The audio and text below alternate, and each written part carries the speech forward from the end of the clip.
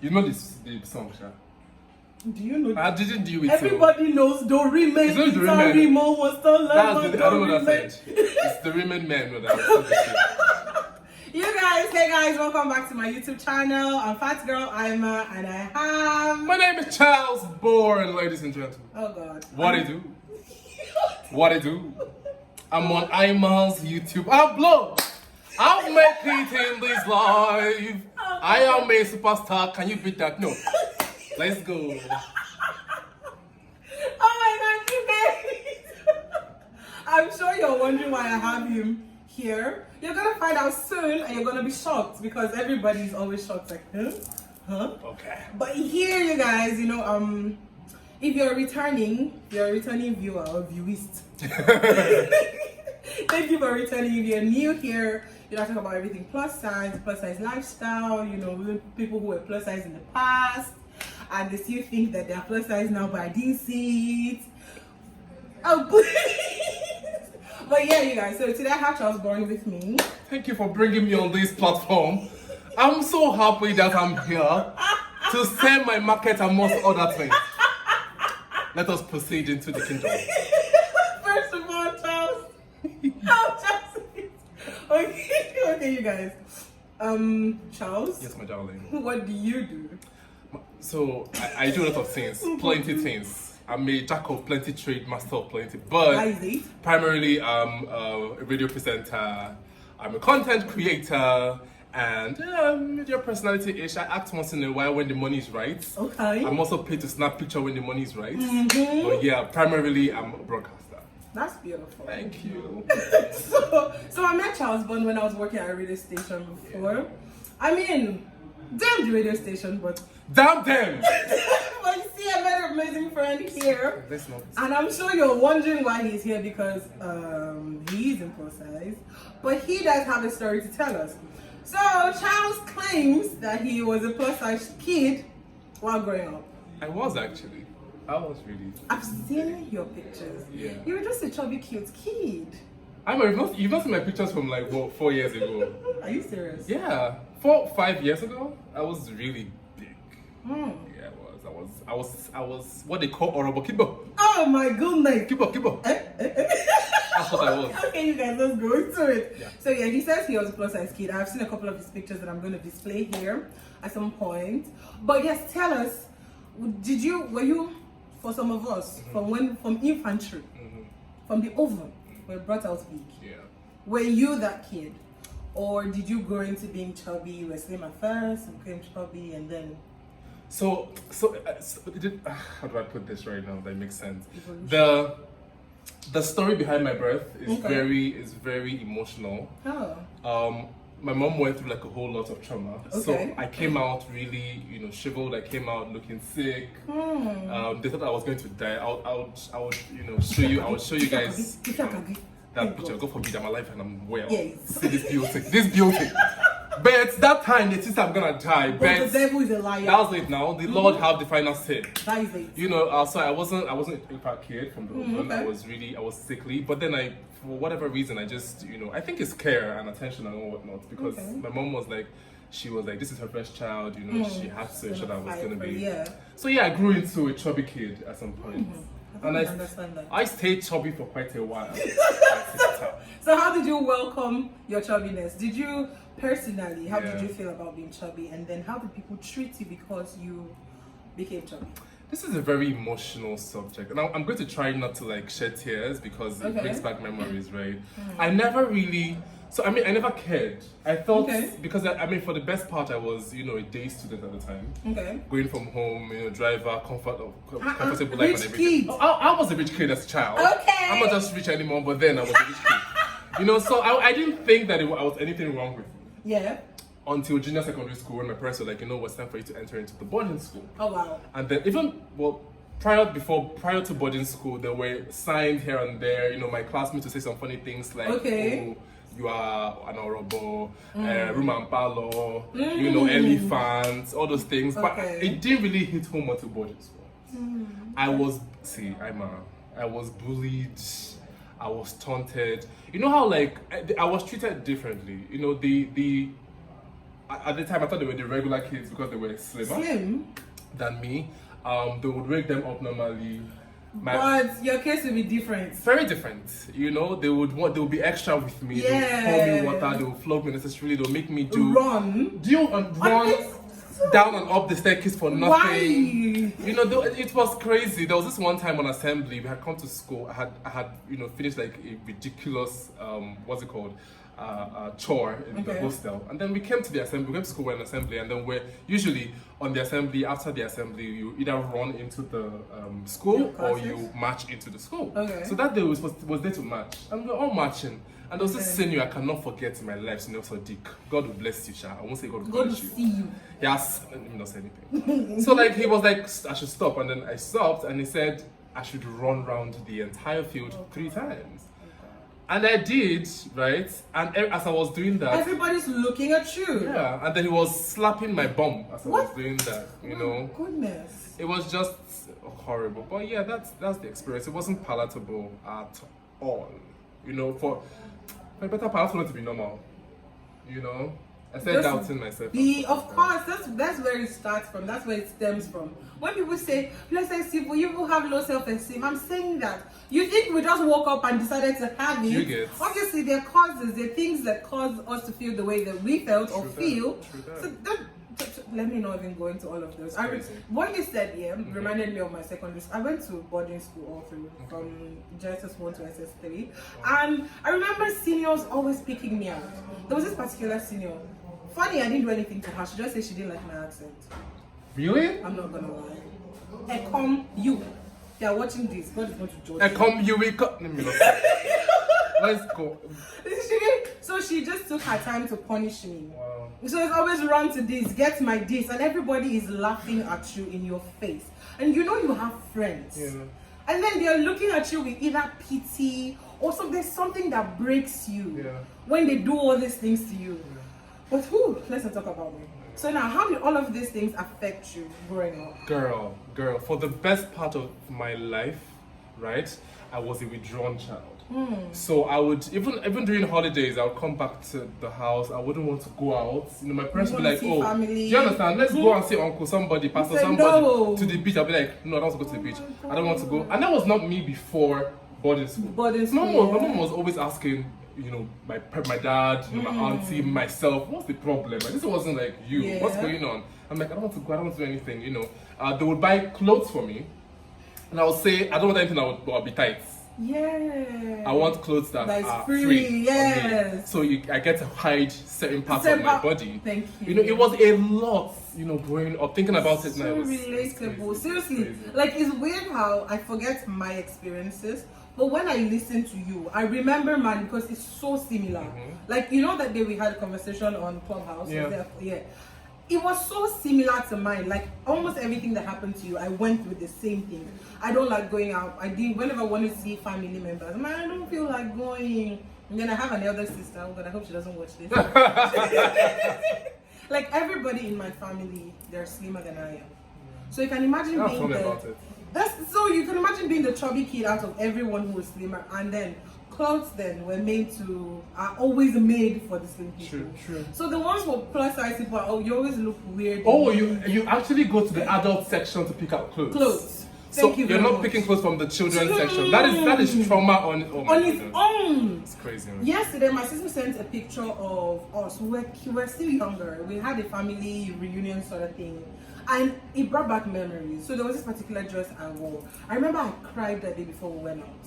Because all my clothes didn't seem okay. My sister came out looking dashing. Everybody came out at that time. If you look at the picture now, nobody was dashing. I know. At that time, I remember how it affected me. So when I saw the dress, I knew that was not what I wanted to wear. But I just had to wear it because it was a hand-me-down for my sister and it looked better, it looked big. It just brought back a lot of memories for me that I hated that dress. I hated how I felt. I don't know how it has not affected me today, but maybe it's hidden there somewhere. I just think that, you know, as you grow older and you become more experienced, you become more comfortable in your skin, certain things really don't matter anymore. No, you know, it's not to everybody. Yeah, I mean, I understand that. I feel like, a lot of people went through these things, or even worse than we did, and they're not coming out smiling and dashing out like we are. Some people who are still someone reached out to me and told me that thank you for what you're doing. I didn't like. If you can put out videos of yourself, I can't start putting out videos of myself. Do you understand? Like, some people just take pictures of their faces only. They feel like it's just their face that is beautiful. Do you get? It affects them. That's why it comes to you now. Yeah. How were you? First of all, how were you able to lose the weight? And then how have you been able to totally remove all the negative parts that came from when you were being plus size? Have you been able to block it out? Has it? Well, start from how you lost weight and then into that one. Okay, so how I lost weight. I always, so I'm gonna, this is the first time anybody's gonna hear this. And this is like exclusive for you guys. Every single time I've been asked, Charles, why did you lose weight? Okay. I always tell this lie. I always say that, oh, it's for my health and everything. But that's a big lie, to be honest. It happened, I lost weight 3 years ago. Okay. Exactly, I think 3 years ago. And what happened that period was, I had gone for a casting for a movie. And it was going to be big. It was, if I tell you, I'll tell you the company, I can't say the company here because it didn't pay us, but I'll tell you the company after this video. And I had, done the auditions, it was crazy, right? And then I had done the reading, everything. They had picked me, Aima. I had signed a contract, you guys. I had signed a contract. Yeah. And I had gone for the first reading and the second reading. Now, I just realized that, so we had a group chat on WhatsApp, and I realized that, I wasn't getting messages anymore, right? From that, group. And I remember that there was supposed to be like a new, was supposed to be dress rehearsals. Okay. And then so I started looking for the group, I didn't find the group anymore. So I called my contact, and she was like, yeah, that she forgot to tell me that, basically I'd been replaced, right? And I'm like, okay, fine, but I wanted closure. Why did you replace me? What happened? There's something wrong. Even though I know, these things can be shaky, especially when you're not there filming, right? Yeah. So I wanted to know, okay, what exactly did I do wrong? If I can do better when I go for the next audition. Yes. And she wasn't saying anything factual, right? So later, because I kept pressing on her, she was like, can we see? And I'm like, sure. Okay. So we went to this eatery to see, and she sat down, and she was like, it breaks her heart to say this to me because she thinks it's ridiculous. Yeah. But that the producer said that, the producer actually from South Africa said that, that she didn't want that fat boy in her words. She didn't want that fat boy on her series. Wow. That's what she said. I'm like, and she's like, and my friend was telling me that, that everybody said this boy is talented. He's good. He's the best actor. Yeah. Like, why is this even a problem, right? And she's like, no, that she has a standard, that they can't tell her that there aren't slimmer people who can act this role. And I cried for a week. You can imagine. It broke me because I was so happy about that job. I knew it was going to announce me in the way that I wanted, and I was looking forward to it, right? I cried for a week, and I told myself, you know what? I'm going to lose this. Do something about it. And I wouldn't advise anybody what I did, to be honest, but I did the most ridiculous things to lose weight, to be honest. And yeah, I starved. I was gonna ask. I did apple cider. I did all of those things. I wasn't eating. I was only eating fruits at night by 9 p.m. For a month. I did it for a whole month, and then into the second month. Wait, you had fruits only? Only for one whole month. By 9 p.m. By 9 p.m. So you won't eat all through? Nope. And I was drinking apple cider every single day, and I wasn't diluting the apple cider right now. Yep. It was wild. Wasn't that horrible for your stomach? Yep. So into the second month, I developed ulcer. I didn't know. So I just started having belly aches, and then when it was really uncomfortable, I went to the hospital and they said it was ulcer. And they started asking, because I was looking, sick. My mom came to, the doctor had to call, because the family doctor had to call home. My mom came to Lagos, because we live in Abuja, family house in Abuja. She came to Lagos and she saw me and she's like, do you have HIV? What is going on? Like, you look sick. And then I told her what had happened, and it broke her into a million pieces. And we had like a long conversation that day. And it just like really dawned on me that, what am I even doing? What am I even doing this? Like, what's the, I shouldn't put so much pressure on myself, to be honest. So I then stopped. I stopped that regimen. Okay. And all of that. And yeah, that was basically how I lost the weight. So it wasn't that I wanted to lose it on a normal. Yeah. It was out of pain. It was out of, I want to call it bullying, to be honest. That's what I think it is, because you don't take what rightfully belongs to somebody. That's bullying. You know, so that is how that's. And then slimmer people, I hear they always say that, why do you plus size people always have to announce that you are plus size and you should be taking the way you are? I'm like, because you guys don't see, you're privileged, to be honest. Like, why privilege? That's what actually it's one of my friends is like, you guys are always talking about if you're comfortable in your body, you should not be able. I said, my dear, we are comfortable, but are you comfortable that we are comfortable in our skin? Exactly. So don't be going. But yes, you spoke about your mom.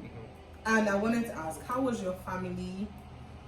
You know, was there like support from your family about your weight at any point? Were they trying to make you lose weight? Did they make you feel better about yourself or worse? It made me feel. I mean, my mom is amazing. She doesn't care about those things, to be honest. But like every other person would always make a funny comment. Obviously not to hurt you, but then it was annoying. It was just triggering. Of course. So you see me and the person say, Roboki boy. You see me and the person say, you have added weight too. Oh my God! All those like, stop it. Like, I know I'm fat already. Don't come and put it in my face. Do you understand? Like, it was every time I had to go for a family gathering, something, they would always make those comments, you know. And my mom would be like, she would always be like, you can't even say something else. What's that about? I love you know, mom. She's amazing. She really is amazing, to be honest. So yeah, it was wild, you know. My immediate family, no. But the external ones, those ones that always feel like they have opinion in your life. Those aunties. When they gather like this. And they're not slimmer than you are. Do you understand? You are looking like a full bungalow. A whole full, and you're telling me that I've added. Are you mad? Are you looking at yourself? Like, sometimes I'm just like, because I had a cousin too. Doesn't particular auntie of my teacher, I'm sorry, she is still so big. Yeah. And then her first daughter is also big. My sister. That person, So, you know, she would look at me and she'd be like, you have added weight too. And you know what I was just turn and look at her daughter like this. I look at her. And my mom would be like, oh my God, this boy. Because like, I don't get it. Like, your daughter, yourself, you guys are like, why am I not? You not coming down to me? Why are you projecting your issues? Don't do that. It was just, those people. Yeah, so we've established that extended family members don't like to mind their business and they will add to your trouble no matter what. Yup. They will. So there was a second question. Yeah. Do you still have insecurities from back then? Do you ever feel like you're going to add weight again? Yes. I have. So you're constantly on a check. Yes. And I think it's actually a problem. Because I want to see, so I'm at this I really want to just eat. Yeah. And be happy. You get me? Because like just have pizza, have juice. But like in my head I'm like, oh, you can't do that again. You can't do that again. What if you do that and then you lose this? You got this gig because you're like this. So what if you do and then you lose this, you can't get money again? It's just a lot. Constantly. That's not what anybody should live with. Do you know that? A month ago, so I've always, when I lost all the weight I lost, I was 90 kg. And by the way, I went from 160 something kg to 90 kg. Wow. And then, I tried to maintain like 91, 93, 94 and everything. So I had not checked my weight in a long time, until like a month ago. And then when I finally checked a month ago, I was 97. I felt like the world had come to the panic. I was palpitating, my heart was... I'm just like... So, I mean, when I got home, I was like, but why are you doing this? Like, why are you scared? What's the problem? It's not like, stop. I kept like trying to talk to myself, but it wasn't working. It can't work because this is years of frustration, years of words that people have said to you, when people look at you, how you now you start feeling you're like, that's who you are. Like, and you're scared to go back to that place where everybody will look at you that way. Exactly. And then all the jobs, all the friends. Yup. The attention. Everything. Nah, it's not a good place to be. It's not at all. It's not. I mean, then again, because of the perks that it came with, right? So after I lost it, there are certain things that happened to me that I possibly would not have gotten if you were still plus size. You know, there are certain kind of attention that I got and stuff. You know, all of those things. So when you think female attention, add it over there, my dear. You cannot be removed some of the attention. There is that. The ladies are like, ooh, you look hotter now. All those kind of things. You know? So yeah, when I think about it, I'm just like, okay, no. I don't want to go back there. I really don't want to go back there. And but at the same time, it's a constant, it's a struggle in my head. But is there like a way we can balance these things? Yeah, see, so my sister would always say, because she was also like my elder sister, my stepsister was also in this bubble. Yeah. You know, she also, I did, she was big, she lost weight and everything. And she would always say something to me, right? Whenever I feel like this, she'll say, listen, you only live once. Yeah. Do you understand? You see that thing you want to do, my dear, my brother, my sister, do it. As long as you are happy with yourself and you are content, you are the one that matters, not other person matters at the end of the day. Do you understand? So once you're happy with yourself, that's the only balance I see that can happen. There are days that I will not lie to you, I go in, I'm saying, you know, today I want to have ice cream, I want to have pizza, I want to have corn, I want to have everything together. Bring it on. I will eat it. Like, and after that, you're like, okay, but sometimes you feel guilty after that, yes? Yeah, I'm like, oh, why did I do that? I know, that was too much. You know, but I'm like, you know what? We'll make up for it somehow. Oh my god! Yeah. Oh my goodness! We'll make up for it. Oh my goodness! You know, so there was this time I did keto diet for like 6 months. I told you guys. I said there's only my neck that lost weight. Oh my god, your neck! I said, what? But I think that's the first thing that actually begins to go in, you know, your neck. I think so when you lose it, actually. Thinking about it now. Sorry. Because that was the long, anyhow. That was the long. But that was the only thing. That was the only. And the people that were saying your neck were people that knew that I was on this diet. Oh, okay. So maybe they were just thinking, no, hips have not reduced. I don't know, still. Your neck! Something is going in. Yeah, so, don't worry, keep at it. Keep moving, keep hope alive. So there was this day on my birthday, I said, you know what, take it. So this day I got like 3 cakes. So I'm just like, so you think I don't look at the cake? And it's just there. God forbid, bad thing. I'm not a big cake person, but when I want to eat, I just eat it and then I'm over it. Yeah. So I ate it, I'm just like, okay, I'm going to make up for it. So now that I've eaten this, so tomorrow I'll wake up and I'll jog. And hey, I will not do intermittent fasting. Till this time, till that. Like you always. It's a whole calculation. Yes, you will calculate. Okay, so if I ate 3 spoons yesterday, so I should just eat 2. Tell me about it, girl. Tell me about Do you know that? For me, I don't like to work out. I'm lazy. So it's worse for me. I know that I cannot jog. I know I cannot jog. So I'm like, you know what? After I'm eating this chocolate biscuit now by 10 p.m. I prepare soup by this time. All this I'm eating now. Tomorrow, I won't eat again until 8 p.m. And that 8 p.m. is 1 spoon of spaghetti and plenty fruits with a whole full jar of apple cider down it. And actually, you wake up. It's not. That's the devil. You're hungry. You wake up hungry. The devil wants to raise his ugly head. You now wake up. Your belly will be singing him, singing the remain for you. You'll be looking for. You know, what's this? You're not like, okay, so but if I eat today again, maybe tomorrow. See, this life, this is a constant struggle. I can't. It's just crazy, like, I'm out, man. But we are here today to praise Jesus. Yeah. Master Jesus. Thank you, Lord. That we have not been swallowed up.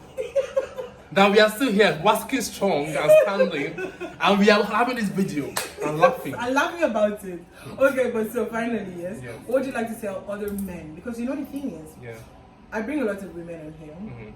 But it's difficult for men to speak about these things. True. Like you said, you were saying something about men have these experiences, but they don't talk about it. Yep, they don't. So do you have like something to tell men specifically? Yes, plus size men that maybe have gone through this or are going through it now. Do you have like a message that you wish someone had told you at that time or something for them so that we can say that we're all in the struggle together? This business, but yeah. My dear, I see. The only thing I would say is this, right? Like I said before, it's about you. If you know that, you know what? I will be happier, or I want to actually lose weight. I mean, by all means. Do you understand? The only thing I would say is, see, own it. Whatever. It's hard. I know. I understand. I mean, I've been there. It's difficult, to be honest. But in whatever situation you find yourself, you know, as it concerns your body and all whatnot, please own it. Always be eager to share your story, because you never can tell who you're encouraging. Right? You never can tell who's listening to it. I'm just like, you know what, I'm encouraged by this, and you know, I would own whatever it is. I would own my body. I would own it and everything. You know, it's crazy. The streets are wild, you know. Very wild. So guys, man, just do you? That's what I'm saying. Because it's hard to just come here and start giving advice because every single person has their own unique stories. So it's hard to say, oh, this is it. By the end of the day, you know your heart. You know the one that is you're comfortable with. You know the one that you want to do. You know the one that if you do that, you sleep well at night. My brother, see, do it. That's all I'm saying. Just do it. So from one dieter to another dieter. From one, plus size to another. So bring you get it. That is what it is. And to be honest, there is no perfect body. Let's just get that. No, there isn't. There isn't. I don't know who gave that narrative. To be fair, there isn't. It's the mainstream media. Because you go see, you go person will be like pencil. Say, you go say, I want to add weight. That's the thing. When you lose the weight, there's always something you're always looking for. There's never a perfect. You see that person has Q shape. The person will be like, oh, I wish my leg was like this. I think I should move. See, there is no perfect. But you think you'll be happier? No, you would not be happier. Like our brother here is always calculating. Like I'm always calculating. See, there is always no end. First of all, you have to be happy with yourself, and then decide, okay, if I don't want this anymore for myself, I should do something about it. And probably we should do it the right way. Yeah. Don't do all those fat diets. Don't starve. See that thing there? It's like I can promise you quick weight loss. Don't starve. But he didn't really be the best. Who is talking? Am I not starving? Yesterday I cooked spaghetti. No, the day before I cooked spaghetti. One spaghetti. I'm jealous spaghetti. No, when I finish, I share into 3. I ate one portion. In the afternoon. Kept the main 2 inside the fridge. He said, okay, today. Then no. And I said, So that was the second day. I like where this is going. I ate one. It's no balance. I said, I'm gonna eat the other one. I put something together. And I told myself, when I told them now, I'm not gonna eat until evening time. I'm not eating. Now all I can think of now is spaghetti and chicken. It's crazy. And you've eaten, but you're not filled. And you keep thinking of food. It's crazy, man. I need to get a doctor on the show. I think you should. I actually need to get a doctor because we need to understand. Or even a psychologist. Yes, where all of this is stemming from. Yeah. Because I think if me and you talk about it, we're not going to get to the end. You will not. We're not going to get it's still God knows when. Get to the end. So thank you guys so much for listening to us. And Charles, thank you. I can't I'm so appreciative of the fact that you're here. Thank you for this platform. Now the world is gonna see. Look at my face, so just tell the beautiful ladies out there. This is my face. Please, you can follow me on Instagram. My handle is @_CharlesBone. It's on your screen right now. Please like this video, share this video, and don't forget to subscribe. And of course, turn on your bell notification. So you can get notified when we drop new videos. Thank you.